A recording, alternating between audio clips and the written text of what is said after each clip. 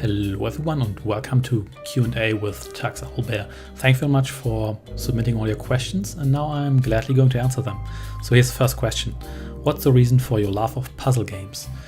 There are a bunch of reasons why I like puzzle games, and the most important one is probably that a lot of puzzle games are, let's say, not so action focused. Of course there are a lot of action focused puzzle games, but a couple of them are, let's say, maybe more slow paced or even just turn based, so they don't really have any time limit of sorts and don't really require dexterity. Of course, it doesn't mean that I don't like games that require dexterity. Obviously, I'm playing a lot of action and real-time strategy games on my channel that wouldn't do that if I didn't like those games. But a lot of puzzle games, you can basically assess the situation, make your choices, think what will happen if you do this or if you do that, and then basically just do it. So I like that. It's a little bit more relaxing. It doesn't require agility or fast reflexes, so you can really sit back a little bit and use your brain instead of just your fingers, which doesn't mean that I don't like mindless games. I like mindless shooters, and it doesn't mean that all other games aren't, let's say, like not intelligent games. I don't want to say that at all, so otherwise I wouldn't be playing those games, obviously. It's just that it's a different kind of game, and there's time for those games, there's time for these games, and occasionally I just like to sit back a little bit. And also like other puzzle games because it's really satisfying to solve a puzzle. Of course, in all games you solve problems of one kind, whether it's wiping out all your enemies or like getting through a maze or whatever you really do in your game. But I really like solving a puzzle, and basically I have the feeling it's really rewarding. And it's rewarding in a different way than action games are rewarding, where you finish a mission or defeat a very difficult boss. It's different. It's not better or worse, it's just different, and occasionally I really enjoy that. Okay, next question. Do you have trouble getting out of bed? Not really. I wouldn't say I'm a 100% a morning person, but I generally don't have issues getting up early. I don't need that much sleep. Of course, I like to sleep in, but I'm not one of those people who really need, let's say, 9 or 10 hours of sleep, otherwise I sleep all day, and I usually prefer to get up early, get my stuff done, and then enjoy my free time later. And why exactly did you start making videos? For a couple of reasons. One of the reasons is that I like to interact with people, I like to share my thoughts on video games, and that's what I often do when I comment on a video game. I share what I think about the game, mission design, about the sequels, the prequels, and what could have been better, what I like about those games. Stuff like that. I like to discuss that with others, with you, my viewers and commenters. I also like to discuss that on other people's videos. I think that's quite a lot of fun, and it's a little bit different than just discussing games with people in real life, which I also like to do, but you don't always meet people who like play the same games as you. A couple of games I play are niche games, and I basically don't know anybody in real life, let's say in an offline life, who's played those games, and YouTube gaming is a great way of getting in contact with those people. So I think it's a very, very nice way to discuss things on a different level, which isn't necessarily better, but it's just a little different, because it's obviously a little easier to get people aboard from all over the world, which is basically what YouTube does quite nicely. So yeah, and I also like, well, I wouldn't say I like showing off, but actually, yeah, maybe a little bit, but I think we all like that. And I like to watch other skilled Let's Players. I like to see how they excel at games which are way too difficult for me, when they just breathe through enemies or levels that are really hard, where I failed or struggled to beat them, and they just show skill and breathe through it. I wouldn't say I'm super skilled at a lot of games, but I generally like to like play games like that. So of course, I think we all like to show a little skill. I don't think there's anything wrong with that. And I also admire people who are good at games where I'm really bad at. So yeah. And another reason is that, okay, how do I put that best? So, actually I forgot what I wanted to say now. Okay, never mind, maybe I'll get back to it later. Anyway, so what's your favorite genre of music? My favorite genre of music is jazz, especially instrumental and smooth jazz. I think it's very relaxing music. So it's, in a way, it's stimulating because it's like it makes me feel relaxed. It's a good kind of music to calm down a little bit. It's also a good kind of music to run in the background. It's not the most, let's say, context-heavy music, in the sense that the texts are like very insightful, very thoughtful. Obviously, if it's instrumental jazz, there won't be any text. Even if it's non-instrumental smooth jazz, I think usually it's more lighthearted. I don't think that's a bad thing. I like thoughtful songs, and I like artists who like put stuff about their personal life in their songs, about their thoughts, about political issues, stuff like that. But not always. Occasionally I just want to have some music in the background, relax and enjoy it, and think about how life is great. Okay, next question. Do you actually like owls or bears in real life? Yes, I do. I have seen a couple of real bears, never in the wilderness. I've only seen mostly polar bears and brown bears in zoos. Obviously, I think they're very, very beautiful and very impressive animals, very strong, kind of scary, but also, I would say, elegant in a certain way. And also like owls, also really cute. And I also like that despite their relatively small size compared to a lot of other animals like bears, they're still apex predators because they have very keen senses.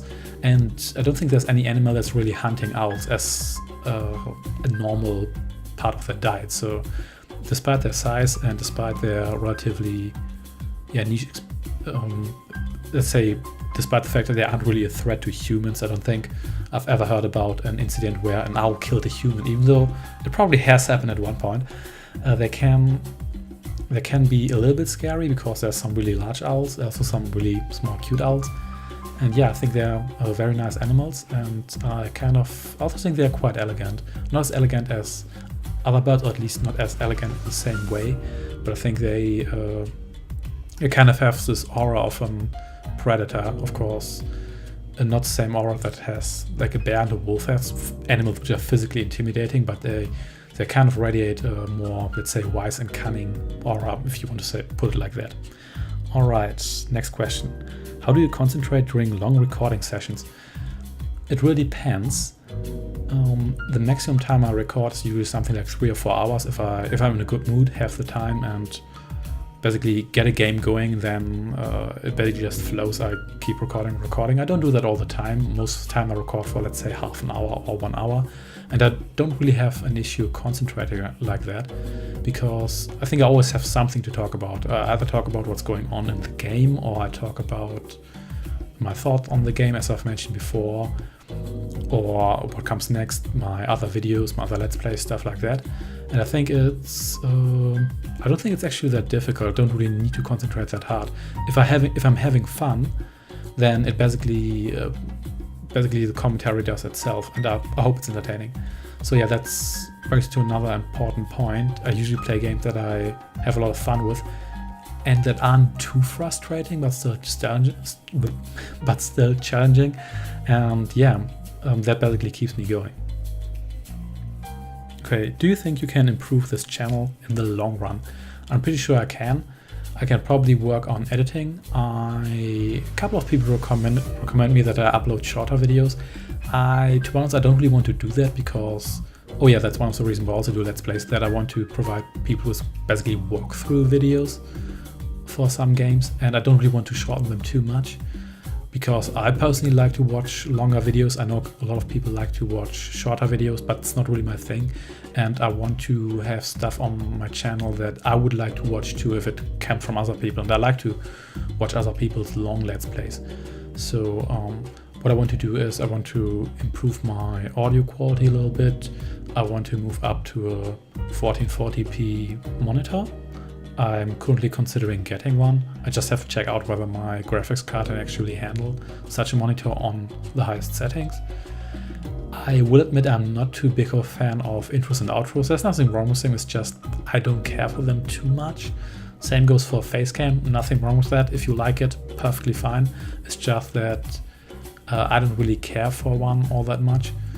So yeah, but I'm pretty sure I can improve my channel in certain ways. Maybe you should also improve my upload schedule a little bit.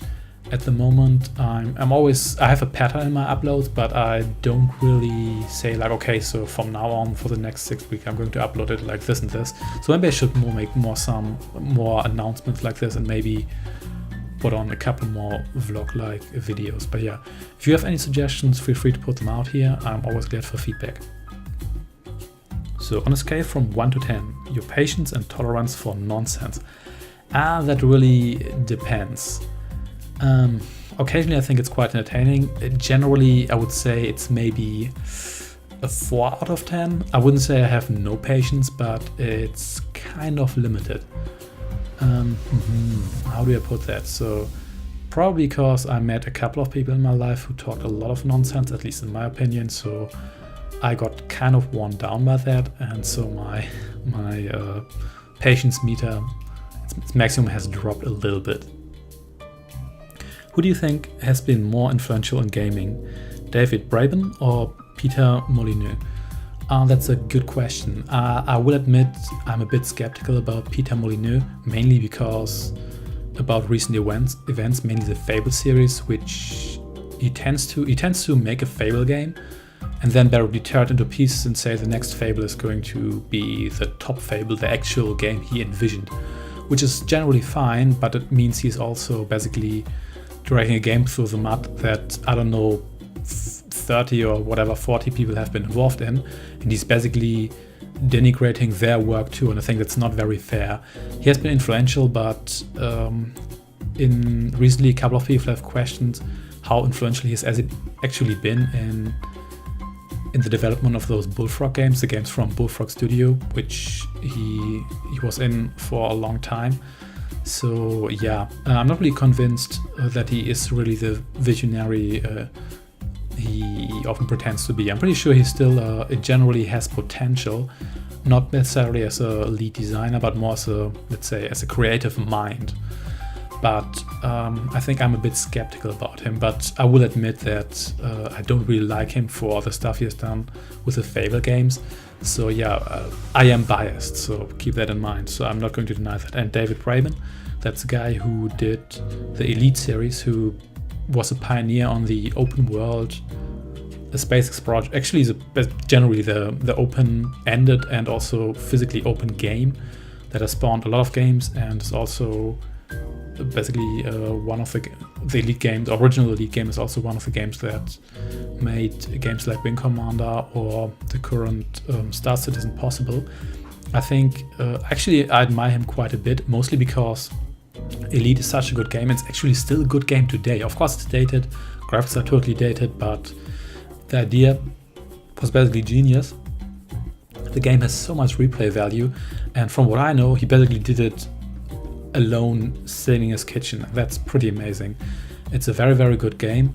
That was definitely a pioneer game, and without this game, the video games as such and the video game industry would look different today, and I admire him quite a bit for that. So yeah, I would say he's probably the more influential person, but as I've said, I'm kind of a little bit biased against Peter, so yeah, keep that in mind and take my opinion here with a grain of salt. Alright, how did you come up with your name, TaxOwlbear? So TaxOwlbear is short for taxidermic owlbear, because that's too long of a name and I wanted to an edgy and catchy YouTube name. So that's why I choose the short form TaxOwlbear, which doesn't really have to do anything with taxes. So the owlbear is my favorite Dungeons & Dragons monster. I will actually get back to that later because that's kind of part of another question. And the taxidermic owlbear it's part of a Pathfinder adventure. I haven't really played all that much Pathfinder. I've played a lot of D&D 3.0 and 3.5, but less Pathfinder. And I kind of like the idea. So the taxidermized owlbear or taxidermic owlbear, however you want to put it, in that adventure, which, if I remember correctly, is actually free for download, or at least used to be. It's basically a little bit like a zombie or a construct, and also a construct. And I just like the idea. I like taxidermized animals. I think they're slightly creepy, but they're also quite fascinating. I have read a couple of books on taxidermy. I've done a little bit of taxidermy myself. So yeah, I think that I just like the combination. It was kind of awesome. So I choose that as my nickname. And also because it was from what I know, a unique name. Because obviously, if you create a YouTube channel, you want a unique name. You don't really want a name that a lot of people have, for obvious reasons. Okay. When you become super famous, will you still play eerie games? So yeah, that comes from Henry Wonderwall. who is the developer of Red Goblin Cursed Forest, a game I LP'd on this channel, which I liked quite a bit because it was very Metroid-like, very old school, which also means it was ridiculously hard at points. The first boss in that game was absolutely brutal. And yeah, I'm definitely going to play those games. And I think I will always going to play those smaller indie titles because I kind of like those games. They're often very accessible, unless, let's say, larger open world games like Skyrim, which doesn't really mean I don't like those games. It's just, it's a different kind of game.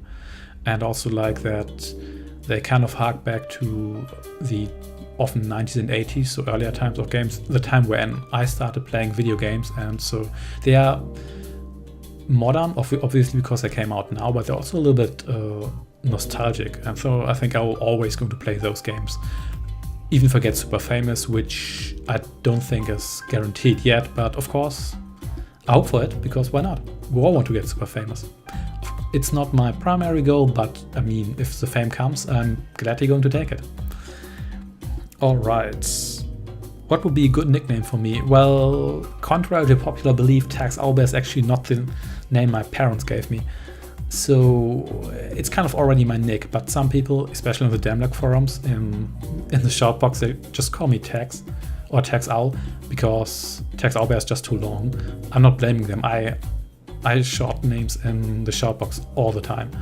So yeah, if you want, you can call me Tax. It sounds a little bit weird, but I guess TaxOwlbear isn't really any less weird. So yeah, there we go.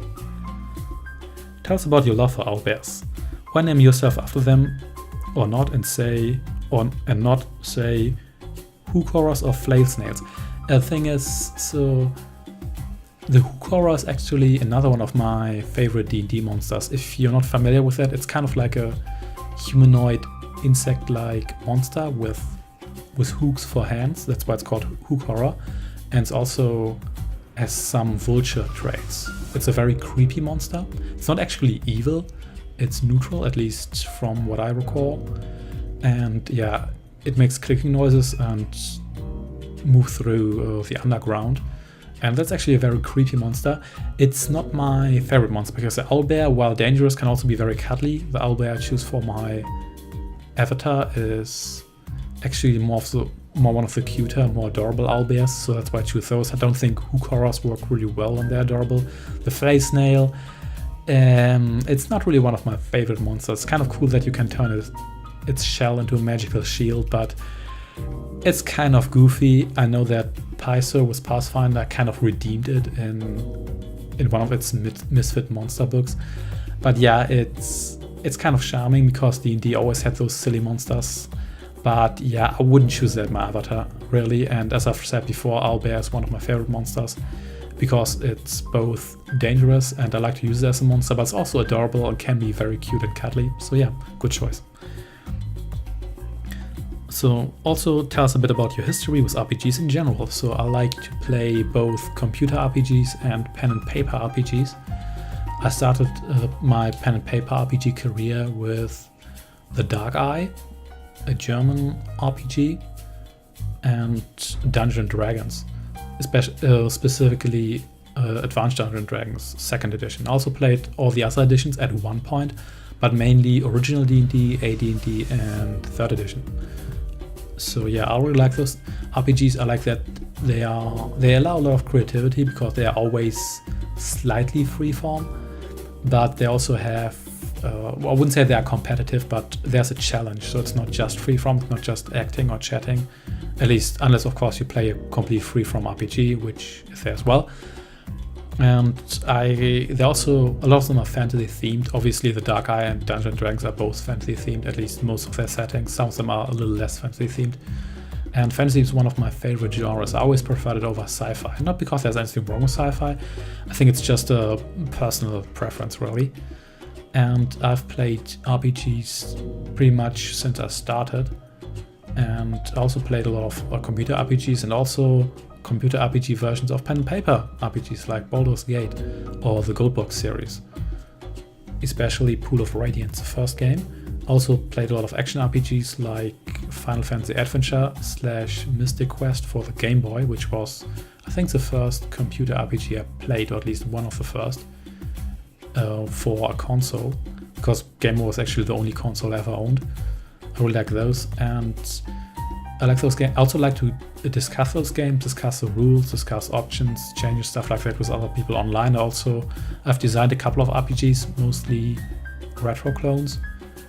And yeah, if you want, I can provide you with a link for them. They aren't masterpieces and they're not commercial games, so I'm not a professional game designer by any means. I'm basically just a happy amateur who's putting up stuff online just like a lot of other people do. But if you want, I can provide you with a link to my stuff. And now for the last question, how do you start playing, which games, etc, etc, which probably relates also to the RPGs. I've already said I start with AD&D because a couple of people at my school were playing it. I'd heard about those games before and about those settings because novels were already available for those games. Yeah, those RPG novels, especially the D&D novels, started to get popular in the 80s and remain popular to this day, especially Forgotten Realms novels, which aren't really my favorites, but they are probably among the best-selling RPG novels. So yeah, I can't really say like the one moment where I start with RPGs. It's probably because a lot of people around me played those games and still do. And I've always liked to do it, and think it's very social. It's not so socializing, and I always like that it's also a group effort. As a game master, of course, you want to provide your group with a challenge, but you also don't want to be unfair, because then it's just no fun for everybody. As a group, you have to work together. You have to share the spotlight. You have to overcome challenges, stuff like that. Of course, there are also competitive RPGs, but those are a little less common. And I generally prefer the more cooperative ones. And I think it's basically a timeless hobby. Of course, the hobby is in decline a little bit because RPGs are pretty buy-in heavy and computer games have become more popular, which is perfectly fine. I'm a gamer myself, obviously. But I think it's pretty much a timeless hobby, and I see myself playing those games in 20 or 40 years. And yeah, so that's why I really like those. Yeah, that was the last question. I hope this wasn't too long and you made it through all the way. So thanks again for your questions. Thanks again for your support, your comments, your subscriptions, and your views, and for motivating me to keep on doing this. If you have any more questions, feel free to leave them in the comment section. I'll gladly answer them. And yeah, I hope you stay with me for the next, I think, 95 subscribers at the point where this video will be uploaded. So take care and goodbye.